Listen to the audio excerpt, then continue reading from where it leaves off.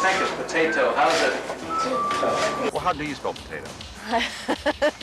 P-O-T-A-T-O-E. P-O-T-A-T-O. Well, what about the E? E. P. O. T. O. P-O-T. Potato. A-T-O. Without the E. You're right phonetically, but what else? There you go. I just know he spelled it wrong. He's the vice president. He should know. I'm not the vice president, so I don't know. You want a job in the White House? Ooh. Yeah, let me just say something. Dan Quayle had many vocal bloopers. No. Yeah. Let me just say something. He's a very different man from the intellectual midget that has been portrayed in much of the media.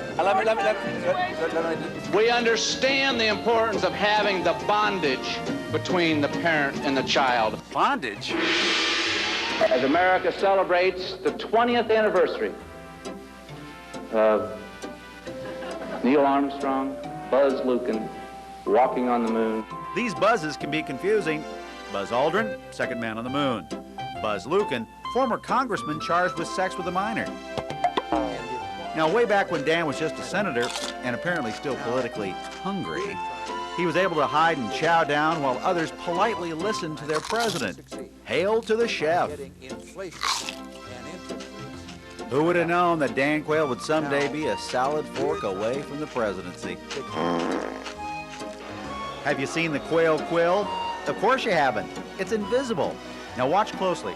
When Dan is asked for his autograph, even though he says, "I don't have a pen," he signs anyway with his fingers. Remember the old sports adage, the best offense is a good defense? Well, I know somebody who didn't. There is nothing that a good defense cannot beat a better offense. Do you remember the slogan for the United Negro College Fund? Yes. What is it? A mind is a terrible thing to waste. Want to hear Dan Quayle's version? What a waste it is to lose one's mind or not to have a mind is being very wasteful. He may have learned that from George Bush. The ignorant mind is too often a fresh face. The ignorant mind is too often, young mind is too often something you can lose. In the key area of civil rights, the NAACP. Hello? Wait if you can hear me. Now, I'm guessing, kind of like myself, that history wasn't Dan Quayle's best subject. Millions of innocent people lost their lives because of the bigotry and Hitlerism that permeated Germany and other parts of the world. It was an obscene period in our nation's history. What? No, not our nation's, but in World War II.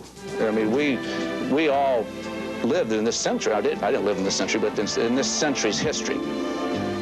It is a point of history that this nation, our nation, understands. We did not have, matter of fact, we fought Hitlerism. In all fairness to Dan Quayle, he wasn't the first vice president subjected to criticism for the occasional misstep and blunder.